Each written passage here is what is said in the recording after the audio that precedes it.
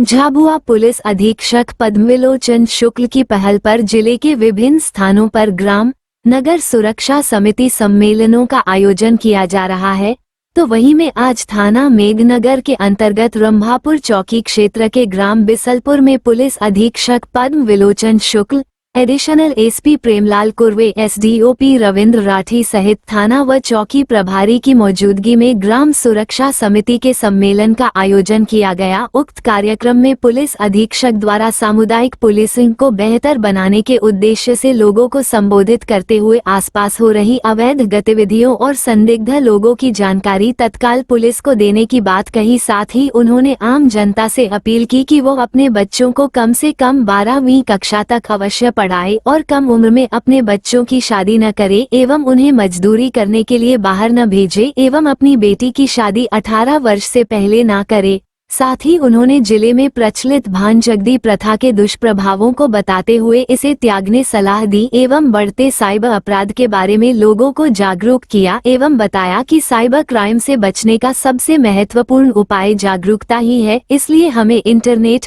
Mobile, computer आदि का उपयोग करते समय अधिक सावधानी बरतने की जरूरत है। किसी भी अनजान व्यक्ति के विश्वास में न आए व अपनी गोपनीय जानकारी जैसे एटीएम के पासवर्ड, पिन, ओटीपी इत्यादि किसी के साथ शेयर न करे और टेलीग्राम, इंस्टाग्राम आदि पर लाभ कमाने के लालच में किसी को पैसे न भेजे। ग्राम नगर सुरक्षा समिति के सदस्यों को लाड़ी, टोपी, विसल आदि सामग्री वितरित की गई। सदस्य बनाए।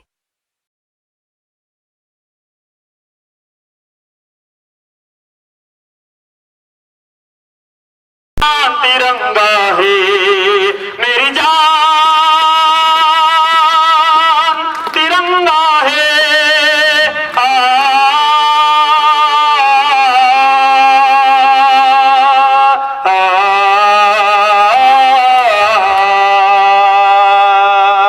याद शहीदों की आएगी जब वो ध्वज लहराएंगे,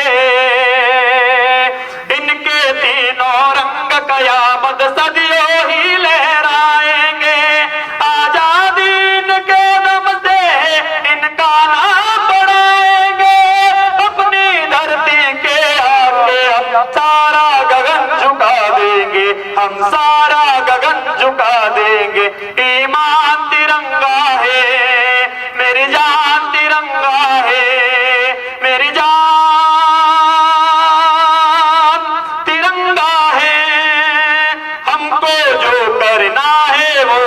करके ही हम जाएंगे।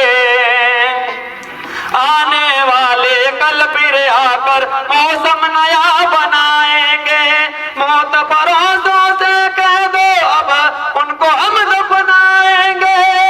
अपने अपने नापों के वो खुद ही कफन सिलाएंगे, खुद ही कफन सिलाएंगे। आवाज तिरंगा है, ऐलान तिरंगा है मेरी जान, तिरंगा है। बेसिकली जो सरकार की जो नीति है कि हम सब एक हैं, किसी में कोई भेदभाव नहीं है, तो हमारे सभी के बेसिकली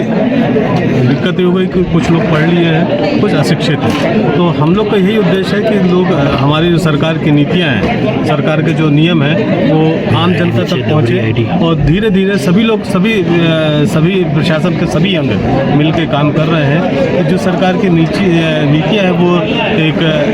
गाँव के स्तर तक या फलिया के स्तर तक पहुँचे, यही हम सबका प्रयास है। बेसिकली चूँकि मैंने यही बताया कि हम सब एक हैं, चाहे जेंडर वाइज बात करें चाहे जैसे भी बात करें, तो